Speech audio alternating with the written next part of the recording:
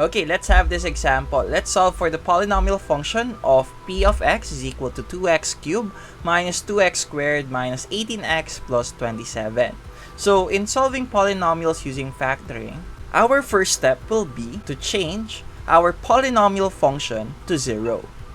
Okay, so we will have 2x raised to 3 minus 3x squared minus 18x plus 27 is equal to 0. Then after that, let's apply factoring by grouping. So, we will group our first and second term, third and our fourth term, and insert the addition symbol to separate our first and second group. Now, let's rewrite this. Our next step is for us to apply common monomial factoring in getting the factor of each group. So, for the first group, our common factor is x squared. So, we will have 2x minus 3 as our other factor. Then, let's factor our second group.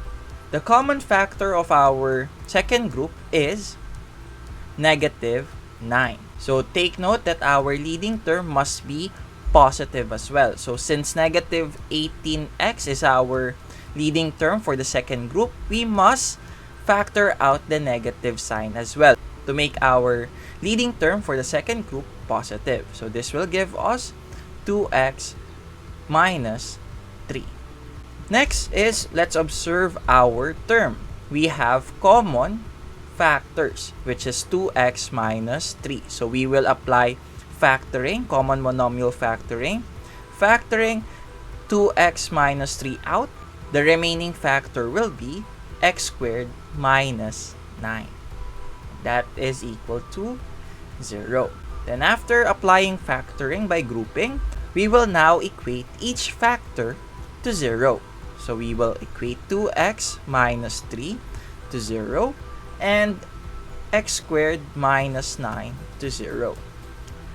Let's solve for the value of x, starting with 2x minus 3. So let's transpose negative 3 to the other side, giving us 2x is equal to 3. Divide both sides by 2, giving us x is equal to 3 over 2.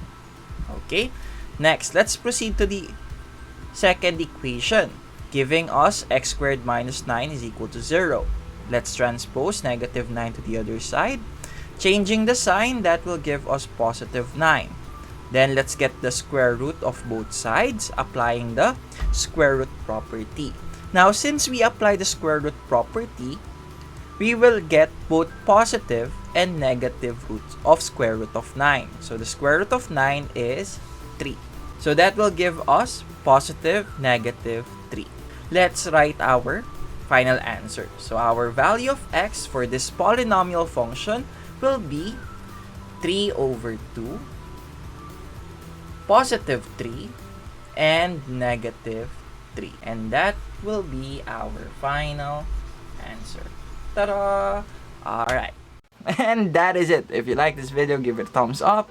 If you have comments, questions, recommendations, suggestions for my next video, please leave them in our comment section below. Share this video and subscribe. And for more videos like this, you can go to my channel, Teacher Justin.